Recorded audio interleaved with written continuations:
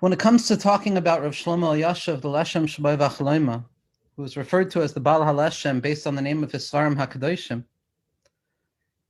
it's a ridiculous attempt to try and even begin to talk about such a giant in an hour. The Leshem gave us a gift, or HaKadosh Baruch Hu gave us a gift with the Leshem. It's difficult to find another tzaddik, another mechaber, in particular in the world of Pnimiyas HaTorah, who simply gave us so much. The Leshem did not need to give us what he gave us. The Leshem was zocha in his lifetime, as we're going to see, to experience the lights of Gan Eden already. He felt it. He lived there. He lived in those spiritual places that he wrote about for us, because someone who didn't live there could not write or speak about the things that the Leshem spoke about. And when it comes to the avoda of tzaddikim, the work of tzaddikim, the goal very often is to ascend upwards, to move upwards, to leave this world, to leave the confines and the difficulties of what it means to be a human being, a neshama stuck in a body, where the neshama, our tzaddikim tell us, is always constantly trying to ascend out of itself, yet caught within itself, engaging in this ever-present to and fro movement, this ratza v'shov. But when a tzaddik is zocha to be ola lamala, when a tzaddik merits to see the oros ha'elyonim, these spiritual lights which we have absolutely no grasp of, sometimes the tzaddik stays there, and they live in their inner world. Now, there are certain tzaddikim who have talmidim, and those tzaddikim are forced to move out of their inner world because their talmidim are desiring from them, they're begging them. And Chazal tell us that just as the calf wants to drink, the mother cow wants to feed, and when there are talmidim, when there is this instigation and movement from below, so there's a descent of lights from above. But the Leshem didn't have that. The Leshem didn't have talmidim. The Leshem didn't have a yeshiva. The Leshem was not teaching Kabbalah Berabim. But nevertheless, the Leshem ascended above. He was ayil. He went up to those worlds. And he was also nafak. He came back down. And he came back down and wrote it all down for us. He wrote everything down. He did not leave anything that wasn't explained. And the Leshem throughout, even though it's very rare to get a glimpse of the autobiographical light of this tzaddik, whose personal life is shrouded in more mystery than the concealed secrets that he speaks about so openly, the Leshem will sometimes say that this is a very deep secret. This is something that I shouldn't be speaking about. This is something that I don't want to be speaking about. Yet nevertheless, I don't have a choice. I have been chosen to speak. I have been given the strength to speak. Any insight, any information, any havana or understanding or grasp of Pnimiyas HaTorah that I have, says the Leshem, is simply for the sake of sharing it with those who need it. And the Leshem, because he didn't have a yeshiva in his lifetime, because he didn't have those students in his lifetime, we were zocha to become his students. Because the Leshem allowed blank pieces of paper to become the receptacle for his Torah. And he wrote everything down. He prepared his own ink. He was tovel in the mikvah before he made his ink. He engaged in kavanos of preparing ink. And his very close friend and student, Rav Aryeh Levine, the tzaddik of Yerushalayim, records that the Leshem himself wrote more than a human was supposed to be able to write. That somehow, some way, the Leshem was writing in a way that was almost superhuman. Something referred to as hashpa'as hakalmus, almost taking control, allowing the pen to have control taken over it. And so we have to be makir tov for the Leshem, because the Leshem gave us everything we needed, and he left himself in his books.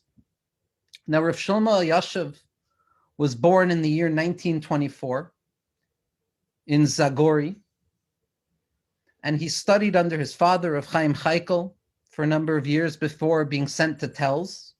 Telz was a hub of Musar at that time. It was also where the Leshem became known as an Eloi, a genius of sorts, who understood not only the depths of the inner teachings later on in life, but the depths of the revealed teachings as well. He was known as the Eloi of Telz, which means he was the genius in the Beis Medrash. He was the one who knew it all. And his Rebbe at the time, who was not in particular associated with Pnimiyas HaTorah, exposed the Leshem to these teachings. He introduced the Leshem at a young age to the teachings of the Arizal, to the teachings of the Vilna Gaon, and to the teachings of the various Mikubalim of Moshe Cordovaro, the Ramami Panel, the different giants throughout Jewish history. And then legend has it that one night the Leshem was in the Beis Medrash and tells, and he saw an anonymous individual who seemed to be a Poel Hayom, a day worker, who was sitting in the back of the Beis Medrash saying Tehillim all day. And eventually the Leshem garnered the courage to approach this individual because the Leshem understood that there was something special about this person. And he asked him to initiate him, to teach him, to bring him in. The Leshem understood that this was a concealed tzaddik, that this was a hidden tzaddik. And this tzaddik, before the Leshem even began to learn the Aleph Beis of Kabbalah, this tzaddik said, I will only learn with you Shar HaYichudim. I will only learn with you the part of the Arizal that talks about meditation, that talks about the ability to cleave one's mind to HaKadosh Baruch Hu. And even though that's typically the last thing that a person learns, the culmination of the process of studying Kabbalah, for the Leshem, that was the very beginning. Almost as if to teach us that the Iker, the essential purpose behind learning these ideas or studying these ideas of Pnimiyus HaTorah is not, God forbid, simply for the philosophical speculation of it all, or even the divine contemplation of it all, but rather the goal is to be miyachid yichudim. The goal, like the Baal Shem Tov HaKadosh taught us, is to draw the light of HaKadosh Baruch Hu back down into our lives down here, back down into the difficult confines and contours of this worldliness, which appear to be the direct opposite of what Kedusha is.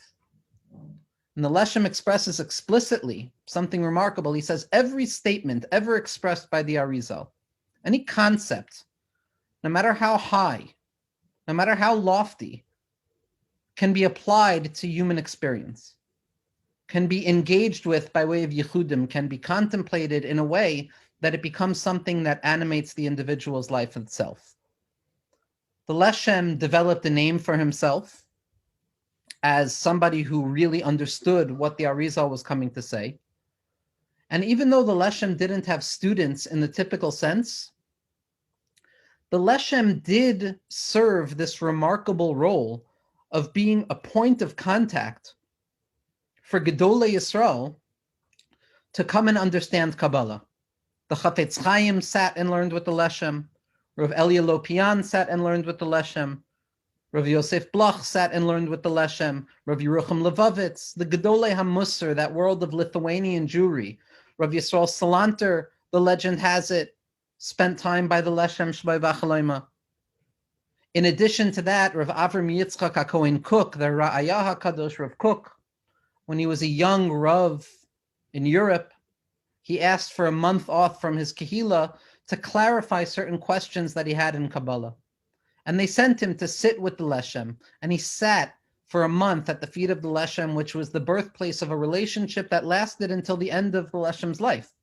It was Rav Kook who got the Leshem to Yerushalayim towards the end of his life. The letters and the powerful letters of love that were sent between these two tzaddikim, the Leshem and Hara'ayah, Rav Avram Yitzchak HaKohen Kook, are so filled with passion and devotion to one another, to the extent that it's my humble opinion that the Torah of Rav Kook is so clearly influenced by the Torah of the Leshem Shobei B'Chaloima that without the Leshem, I don't think we could have had a Rav Kook. This person, this Leshem, eventually makes his way to Eretz Yisrael towards the end of his life, where he once again reunites with his close friend, Rav Kook, and Rav Aryeh Levine begins to be Meshamesh him. Rav Aryeh Levine wrote some of the very little biographical information that we have about the Leshem. Rav Sraya Dublitsky also wrote a book. But what Rav Aryeh Levine describes is that this was a person who was not of this world. Rav Aryeh Levine records that he heard in the name of Rav Yaakov Moshe Charlap, Zchus Yagan Aleinu, a main disciple of Rav Kook. He said, what can I say about the Leshem? What can I possibly say about the Leshem? This is a person who strolls throughout Gan Eden HaElyon like we walk along the street. He said, while the Leshem is jumping and leaping in the supernal worlds, we're simply strolling along down here. The Chafetz Chaim said about the Leshem, he says, pay very close attention to what you merit to see in this world of this tzaddik, because in the next world, we're not going to be able to see him. The Leshem was a person who history did not allow human beings to understand what they had. But we now have the ability to understand what we have. We have the books. Rav Moshe Shapiro, Zchus Yagan Aleinu, wrote that very often the author and the book are disconnected from one another. There was the author, there was the neshama of the tzaddik, and then there was the books that tzaddik wrote. He says, but by the Leshem, and this was a sentiment that was brought up by other people as well, that distinction is not so clear. When you learn the writings of the Leshem, you are encountering the Leshem, because the Leshem placed his neshama into these books, similar to the works of Rabbi Nachman, similar to the works of Rabbi Nassan, that the neshama of the Mechaber is there, like Gemara tells us that when a person is learning from the book of a tzaddik, they should see to it as if that individual is right in front of them. Like the Arizal tells us that before one enters into the study of the inner teachings of Torah, the tefillah that we ask of Hashem is to allow our souls to be bound up with the souls of those tzaddikim through whom these teachings have been revealed. To allow our souls to connect to the fact that there were these tzaddikim in the world who understood what HaKadosh Baruch Hu meant, who knew beyond the shadow of a doubt with the depths of their emunah that HaKadosh Baruch Hu is present in everything. And when we open up these books, we encounter that light. It's a beautiful story. There's not many stories about the Leshem, but there's a beautiful story told over by Rav Tzvi Neria. Tzvi Neria, who was again a Talmud of Rav Tzvi Yehuda Kook, who understood the power of the Leshem because of the legends of Yerushalayim of that day. People knew of the Mekubal of Yerushalayim. That one day Rav Tzvi Neria, as a young child, followed along, tagged along with Rav Aryeh Levine to go and visit this Mekubal, the Leshem Shabbai Bachaleima. And Rav Neria poked his head in as a young child, and he brought the chutzpah up in himself to ask for a bracha. And he said to the Leshem, I want a bracha in ruchnius. I want a bracha in spiritual matters. And the Leshem looked at him incredulously almost, and he says, I don't understand what you're asking. By me, there's no distinction between ruchnius and gashmius. A bracha in gashmius is also a bracha in ruchnius. A bracha in ruchnius is also a bracha in gashmius. Because with the perspective that one gains when properly entering into the teachings of Kabbalah, in particular the teachings of the Leshem, is that there is nothing that is removed from the purview of Kedusha. We can find Hashem up there, we can find Hashem down here, we can find Hashem everywhere, because ultimately everything that we see is suffused and infused and sustained and kept up by the infinite light of HaKadosh Baruch Hu. The Leshem, again, the Leshem really left himself anonymous. So we're forced to kind of search out certain ramazim to the life of this tzaddik. The title Leshem Shabbai Va'achaloima, the third row of stones in the Choshen Mishpat, the Leshem describes that he chose that name because his name and the name of his father are found in the permutations of those letters. But there's deeper hints to this as well. There are deeper hints to this. The fact that the Leshem named his Sefer, Leshem Shabbai V'achaloima, is hinted in the fact that the stones of the Leshem Shabbai V'achaloima are associated with the Shevet Dan. Shevet Dan, the Leshem, when tracing his lineage, makes it very clear that he is attaching himself to the Shevet of Dan by connecting himself to Rav Shimshon of Astropolia. And the idea of Shevet Dan is the Ma'asef L'chol HaMachanos. That Shevet Dan were that Shevet that were Oived Avodah Zarah. They were the ones who were kicked out of the protection of the Ananei HaKavod, attacked by Amalek.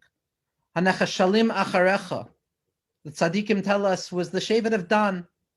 Dan is from the language of din, of severity. They were the lost tribe. They were those who felt spit out from holiness.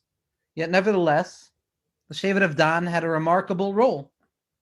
The Shevet of Dan's job was to collect the lost objects of the Jewish people and to return them to their rightful owners.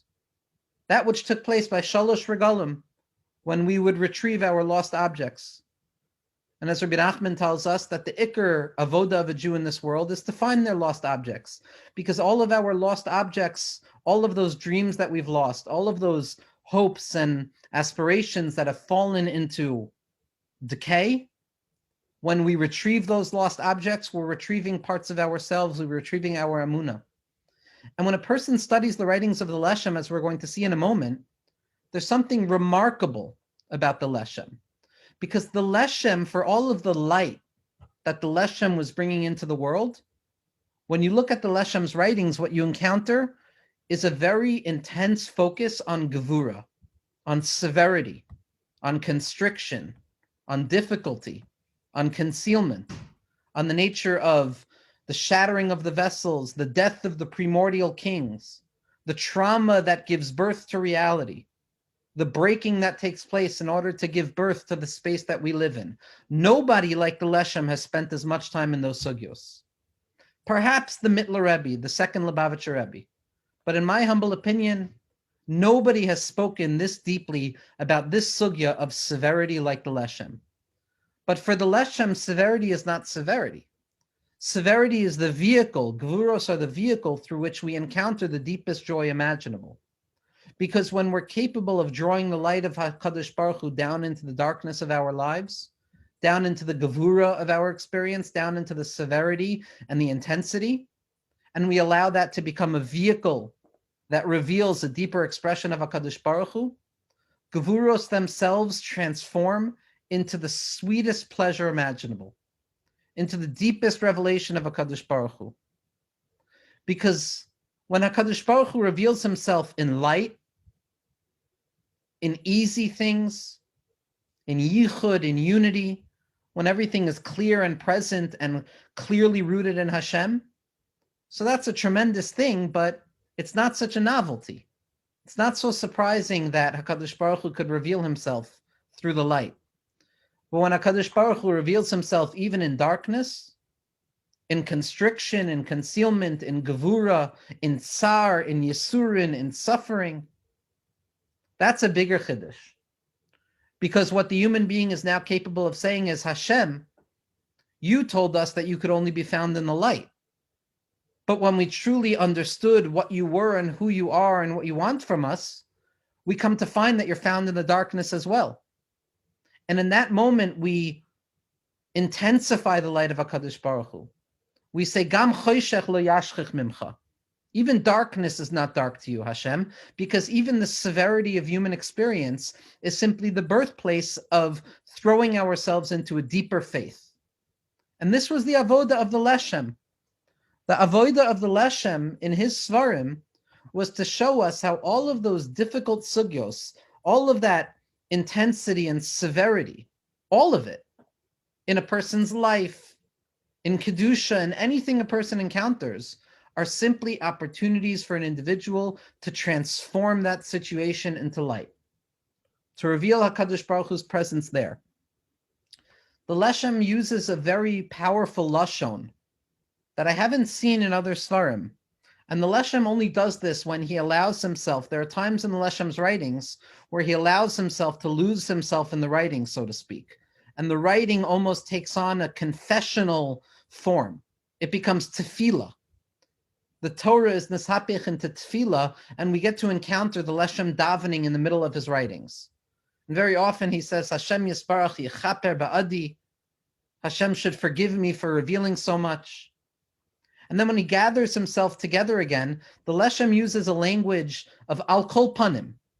After writing very lengthily, after spending a lot of time expressing an idea, the Leshem will come back and say al kol panim, almost as if telling us that even if you couldn't follow everything, nevertheless, you can still grab hold of this point. And the Leshem says, Ki hakol hu bakol. Ultimately, everything is in everything. HaKadosh Baruch Hu's infinite presence is so annihilating that there is nothing in this world, no situation, no opportunity, no difficulty, no moment of Yisurim that cannot be broken open to reveal the light of the infinite within it. That's what the Leshem came to teach us, that al kol panim, even if you missed the whole show, even if you've missed everything, nevertheless, if you grab hold of that tiny point at the end, you're still connected to the essence. You're still connected to HaKadosh Baruch Hu. The Leshem, we can say, spoke about three elements. The Leshem wrote 4 big svarim. The first one was called Hakdamus U'Sha'arim, an introduction to the Kabbalah of the Arizal. And the Leshem Zchusi Hagen Aleinu writes in the Hakdama over there, he says, I'm writing this because apparently there are a lot of people who are not spending time studying the inner teachings of Torah, and they claim that they don't have enough time. Therefore, this book contains everything you need. So learn this book.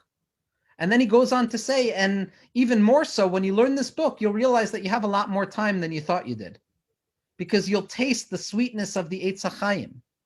You'll taste the sweetness of Gan Eden in this world, and you'll be able to find more time for it. Because for the Leshem, the teachings of Kabbalah were not simply descriptions of how HaKadosh Baruch Hu interacts, but rather when one enters into these teachings, when one enters with their mind and their heart, and they focus lishma on what they're learning, the individual is quite literally transformed in their mind to that place that they're learning about. Like the Baal Shem Tov HaKadosh taught us, a person is found where their thoughts are. The Leshem taught us about Limud HaTorah. What you are learning is where you are. And when you speak these words, and when you study these words, and when you believe in these words, or when you speak them in order to believe them, ha'amanti ki adaber, we are transported. Are our bodies transported? No, that's not the ikr. The ikr is not to experience mystical experience or whatever that might mean. The ikr is to sit, study the ideas, and when our mind is connected to the concept, at that point there is a yichud that takes place between our soul and the infinitude of HaKadosh Baruch Hu, that even though we can't see it, feel it, smell it, or taste it, it's happening. And with the amunah that it's happening, when a person is learning the words of the tzaddikim, everything is okay in that moment. When a person loses themselves in these holy texts, when a person loses themselves in the ink that is spilled in order to share these secrets with the world, everything is fixed in that moment. The next moment is broken. It's just another opportunity to fix. This is what the Leshem was giving us. And it's for this reason that I think the Leshem is so associated with Shevet Dan. Because just like Shevet Dan was coming along to retrieve those lost objects, to take that which appeared to be lost and say, no, in truth, it's still present. It's still here. Even though you felt those were lost experiences, nevertheless, they were still connected to Kedusha. Here, take your lost object and realize that you can now thank HaKadosh Baruch Hu for finding your lost object. The Leshem is doing that with Gevura, with severity. The Leshem is teaching us that, yes, the world will appear very dark very often. And that's because the way the world came into being was very dark. But nevertheless, there's a way of being mamtik everything. There's a way of taking those gevuros, that severity, and saying to HaKadosh Baruch Hu, like Rabbi Nassan taught us, Yesh inyan sheyitapech hakol.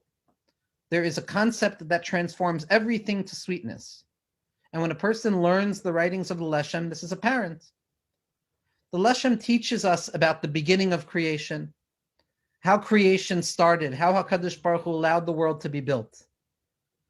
And what we find is that it was a disaster.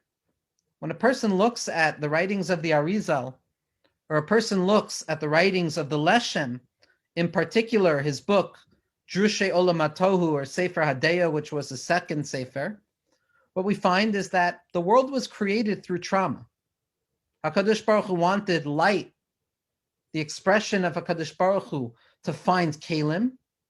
Something went wrong, so to speak, and those vessels shattered, creating what we would eventually understand as our world.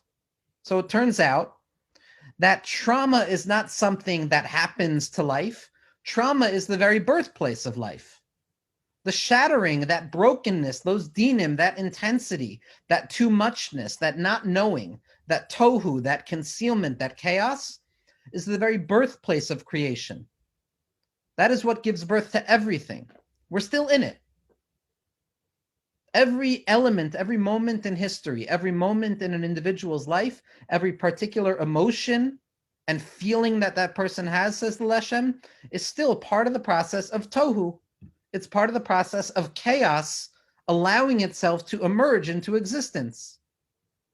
So when a person studies this, a person begins to think, how is this possible? How could this be how the infinite HaKadosh Baruch Hu decided to create the world? Through darkness, through concealment, through shattering, through trauma?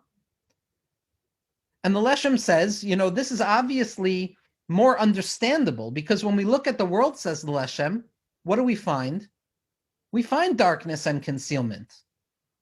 The Leshem says, if we really take a good accounting of the history of the world, from the beginning of creation to where we are at now, we find very few moments where things were going the way they were supposed to be going.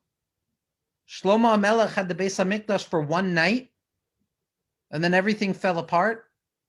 Klal Yisrael received the Torah, and then everything fell apart. Even the tzaddikim, the Leshem says, struggle. So he says this world is filled with all sorts of difficulties. And the reason for that is because it came into being through difficulty. It came into being through struggle and breaking. But what's the point?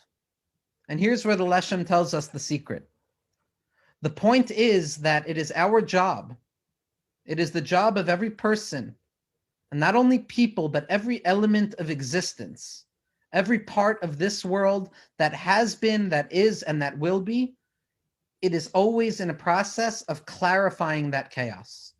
Our lives, our mitzvos, our Torah, our thoughts, our emotions are specifically meant to take the chaos and to clarify it, to encounter the knots of experience, to encounter the doubts and the difficulty and the yisurin that each of us feel in our own particular subjective ways, and to recognize that not only is this not darkness, but this is an opportunity for me to reveal the deepest pleasurable lights imaginable, the lights of Gevura, the lights of intensity, the lights of HaKadosh Baruch Hu's presence in concealment itself. It's the human being's job to clarify it. We need to live in a world that is concealed so that we have free choice in order to engage it. We need to volitionally choose to reveal the light of HaKadosh Baruch Hu. And we know this idea very often from the writings of the Ramchal, that the reason that HaKadosh Baruch Hu created a world with Bechira is so that the individual can choose the good that they engage in. Why? So that we won't be shameful when we receive our reward.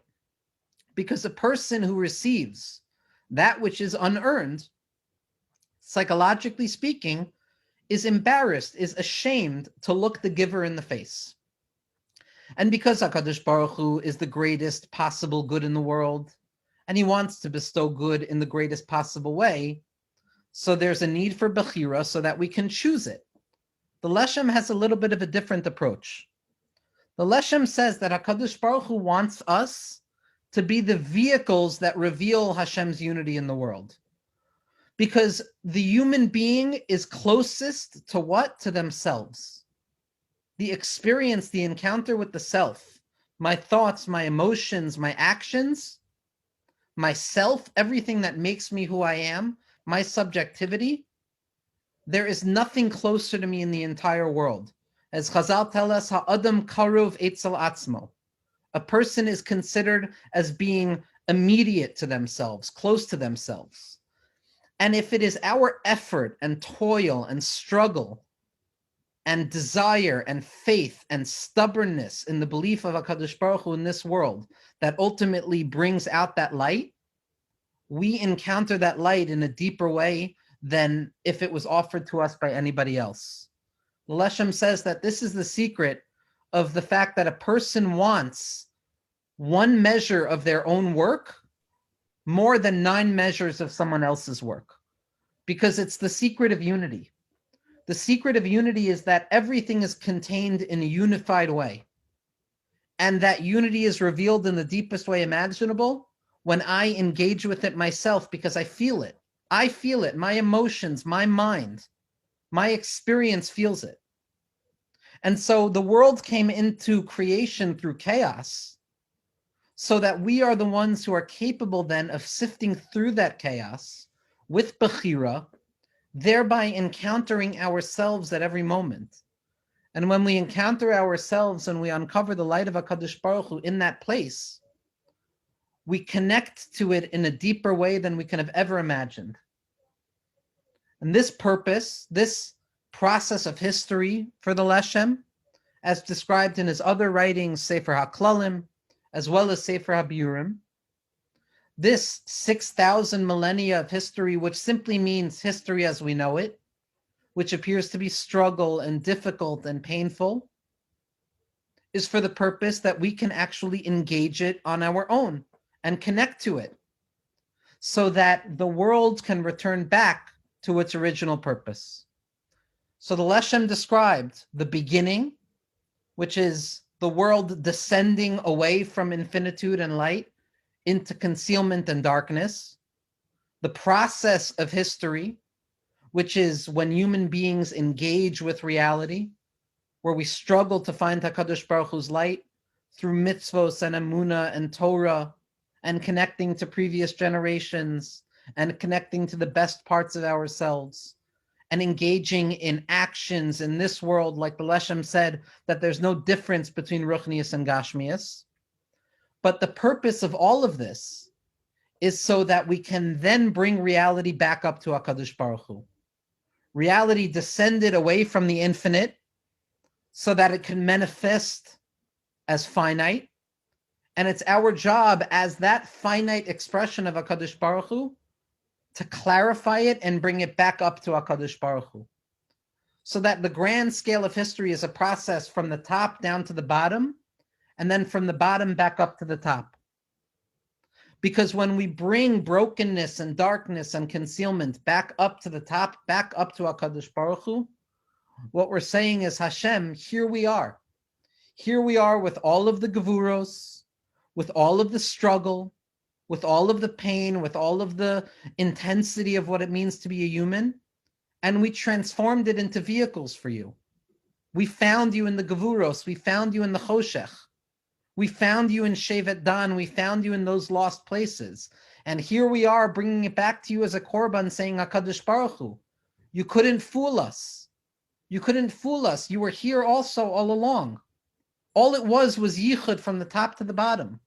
And when we bring that up to Hashem, the joy of that yichud of the future is revealed.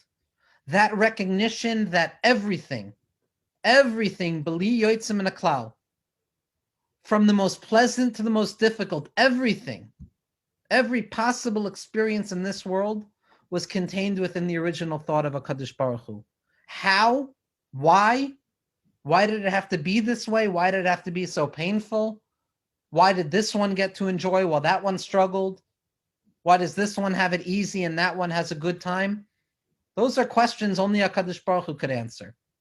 The Leshem makes a very big deal out of the experience when Moshe Rabbeinu sees Rabbi Akiva being killed with the word Echad on his lips. And Moshe Rabbeinu comes to Hashem and he says, Zu Torah v'zu schara. Are you telling me that this is what it's all about? You're telling me that this, the gevuros, that severity, those masrekos shel barzel, those steel combs, you're telling me that this is the Kodesh HaKadoshim? This is Echad? How could this be? And the Malachim were mad also. And what does Hashem say? Shtoik kach Allah b'machshava. Be silent. This is how it arose in my machshava.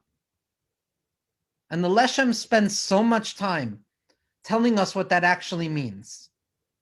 HaKadosh Baruch Hu's desire for creation is unfathomable. We can't understand anything. All we can understand is what Hashem has revealed to us. All we can understand is from our perspective, according to our mind. The why Hashem does things the way he does, if you begin asking questions like that, says the Leshem, then you might as well sit down, because there's never going to be a time where you don't have questions like that. It's connected to a story that's Shaykh to Pesach. It used to be that the tzaddikim would read Manishtana at the Seder. And one year it came turn for Rav Levi Yitzchak of Berditchev, Skusi Yagan Aleinu, to say Manishtana. And instead of reading the Manishtana, he put his head down on the table. And he cried. The Hasidim weren't bothered, because this is what Rav Levi Yitzchak had done in the past. But he continued crying. And it went on for some time, to the point that it was a tircha, until Rav Levi Yitzchak finally opened up his eyes. And he says, Rabbeinu Shalom, 4 questions, you think? 4 questions I have to ask? I have infinite questions to ask. There's an unlimited amount of questions that I have on you, HaKadosh Baruch Hu.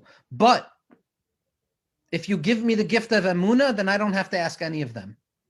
That's shtoik kach Allah b'machshava. That's the connection of Rav Levi Yitzchak to the Leshem. Levi is din. Levi is the limitations, the boundaries that surrounded the Kohanim who were chesed. Yitzchak is the gevura of Yitzchak Avinu. Yet we know that Rav Levi Yitzchak was the one who found good in everything, who found light even in the darkest places. Because it's these tzaddikim who are rooted in gevura, who are rooted in severity, who have their eyes open to what the world looks like, who have their eyes open to the difficult process of history, and they see beyond the facade. They say, HaKadosh Baruch Hu, we're not bothered by this. We see you. You can't hide from us. You want to hide, and you want us to search for you? Good, we'll play the game. But we see you nonetheless. And there's only good. There's only Gila, Rina, Ditza, V'chedva, Ava, V'achva, V'shalom, V'reyus. The Leshem Shoev HaChalayim has a Lashon where he says, all 10 Lashonos of Simcha, they're only revealed through the Gevuros. They're only revealed from those concealed places. And when we bring that back up to HaKadosh Baruch Hu, we're Megala that even when we were struggling, that even when things were difficult, that even when things looked severe, even when things looked concealed and lost, nevertheless, it was Toila Eretz Al Belima. Everything was carried by HaKadosh Baruch Hu. That's the Giloi HaYichud.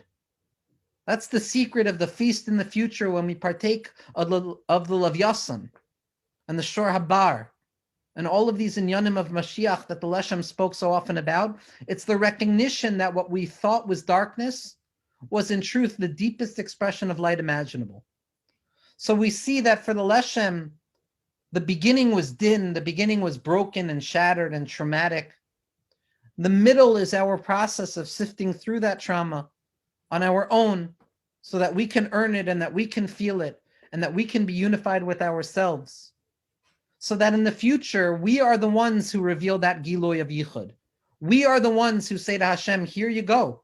Here's that brokenness of existence. The Leshem has a Lashon. This is in the Gilyonas HaLeshem. This is the only piece that I'm going to read inside, where he says as follows. I'm going to read it in Hebrew just so you guys believe me that this is written. Inyan ma shekavnasu yisparach shemo sheyehene ha'adam mishalo. Why is it that Hashem wanted us to partake of pleasure through our own efforts, which is the reason for all of this concealment and all of the need of choosing Hashem in spite of concealment? Ki al yedei ze yishapech ha'adam le'etzem haschar v'hamitzvah atzma. Because through this, the individual themselves becomes the schar. The individual themselves becomes the mitzvah. Ubazeh yehiyu ra'ui lehisached bo yisparach shemo. And only through this is it possible for us to connect to HaKadosh Baruch Hu. By engaging the process of this world, we become the kelim that are capable of connecting to Hashem. By undergoing our own shvira, by undergoing our own birur, by using our own volitional behavior to find Hashem, that experience of finding Hashem becomes the schar itself. We experience moments of Hashem's presence in this world. Now, one problem that emerges from the writings of the Leshem, Zchus Yogan Aleinu, this tzaddik who spread this light so far, is that it's very much a future-oriented model. The Leshem tells us that everything will be fixed in the future. Don't worry. Everything is going to be okay, and everything will be revealed to have always been okay. But what does that do for us? Where does that leave us? And this is where the Leshem is very much a student of the Vilna Gaon. The Leshem teaches us in numerous places, based on the writings of the Vilna Gaon, that everything that stands ready to be revealed in the future can be tasted in the present. It's a klal gadol.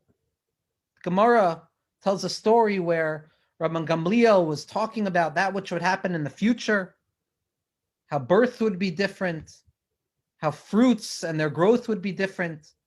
There was one student, an anonymous student, who was making fun. He says, yeah, right. Where is it? Where can we see this? And Rabbi Gamliel found an example for it in this world. And what the Leshem cleans from that is that everything that stands at the ready to be revealed in the future can be tasted in the present as well. This is what Chazal tell us, that when the Tanoim would leave one another, they would say, Oilamecha tira b'chayecha, see your world in your days. Taste Olam Haba and Olam Hazeh. Recognize, as the Zohar HaKadosh tells us, that Olam Haba is really Alma Da'asi. Alma Da'asi Tadir. It's a future world that is perpetually emerging into our world. And that if we align our minds and our hearts and our bodies properly, we have the ability to taste of that. We can taste the future in the present. We can experience these moments in the present. And when a person learns the writings of the Leshem, a person tastes that. When a person learns Panimius HaTorah, a person encounters moments of calmness. When we take refuge in the holy books left over by our tzaddikim, when we cleave to the living tzaddikim, when we connect ourselves to Hashem's presence, even when it appears absent, in that moment, everything is fixed. Everything is fixed. The outside is not fixed. The problem I had yesterday is still there. Ma akhpat, as Rabbi Nachman would say. Lo akhpat li bichlal. I don't care about that. In this moment, everything is fixed. That's the power of the Leshem. When a person studies the words of the Leshem, when they cleave to the neshama of this tzaddik and to all of the tzaddikim ha'amitim, what they're encountering is moments of presence where everything is fixed in that moment. And a person can sit and they could say, I am okay right now. It's a bechina of Purim. Purim is very much connected to the Shevet of Dan. The Gra points out that there are 54 times that the name Haman is expressed in the Megillah, which is why there are 54 letters in 54 words in Al Hanisim, and that's the gematria of Dan, because Dan is attacked by Amalek. Leshem Shabbai V'Achloima, the Roshei Tevos, Lamed Shin Vav, is also the gematria of Purim, 336. Because in truth, the Leshem is this light of Purim, this light of the Hippuch, this light of taking severity and transforming it into light.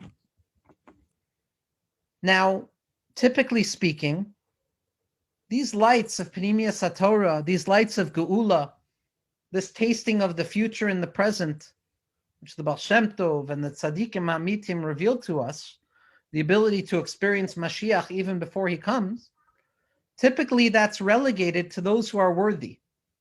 Typically that's set aside for those who have prepared themselves properly.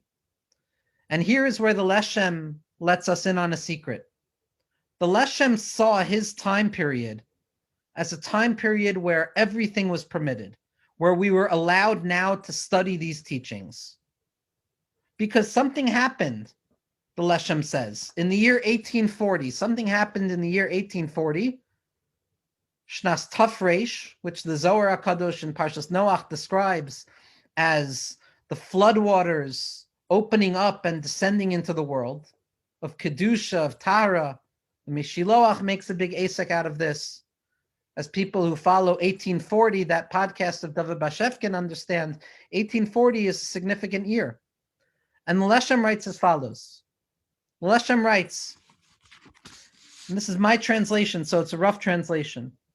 Permission has been granted to all of those who engage this wisdom to understand these ideas, each person according to their own subjective level.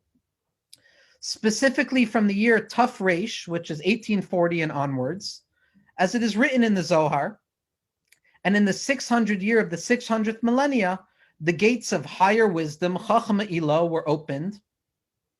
And what the Zohar meant, says the Leshem, in writing opened, this means to say that permission has been granted to all of those who yearn to cleave with the living God, Elokim Chaim, to engage in Chachmas HaEmes, to enter and to utilize the name properly. And anyone who delves into the matter will be enlightened to find that this was not the case before the year 1840. It simply was not the case, because then it was still hidden and enclosed, except for a few exceptional individuals. So have I heard in the name of the Gaon and the Chassid, Rav Yisrael Salanter Schusei Yogan Aleinu. And all of this is rooted in the revelation of the Or HaGanuz, that concealed light that is existing at every moment in this world, that is revealed above and draws down below to the point that we can taste it in this world. So what was unique about this year 1840? So the Leshem was born in the year 1841. It's through the Leshem's writings that we have access. The Leshem's writings themselves reveal everything to us. They teach us how to find the Or HaGanuz in our existence, how to uncover the light of HaKadosh Baruch Hu's infinity that is hiding behind the curtains, that is hidden behind Gashmias, that is hidden behind difficulty. And it's this tzaddik who tells us that we have permission now to see the light of HaKadosh Baruch Hu. We don't have to hide anymore. We don't have to play the game anymore. We get to say to Hashem, I see you here. It hurts? Okay, I still see you. It's difficult? I still see you. I'm silent. Kach Allah b'machshava. It's your machshava, Kadosh Baruch Hu. It's your Noira Alila. It's your process, but I believe deeply, without fail, Hashem, that you're present in every element of existence. This was the light of the Leshem. And this is why it's incumbent on us to benefit from the light of this tzaddik. Now, again, when a person learns the writings of Rav Kook, they're also tasting from the lights of this tzaddik. When a person studies the writings of the Balei Musar, they're also tasting from the lights of this tzaddik. When somebody studies the writings of Rav Yitzchak Meyer Morgenstern Shlita or the other tzaddikim in our generation, they're tasting from the Leshem Shoei V'Chaloima. The Leshem allowed all of us to become his students. And he gave us all a certain requirement to study these teachings. We can no longer claim that we can't understand them. I promise you, if a person opens up the book of Hakdamos U'Sha'arim, you will understand. Some parts you won't understand, but everybody has access. We live in a time now where we are so sick that we need this light to heal us. And it's the light of the Leshem who brings us through darkness back up to the light to reveal that even darkness is light, to be Megala this Tosefes Kishut.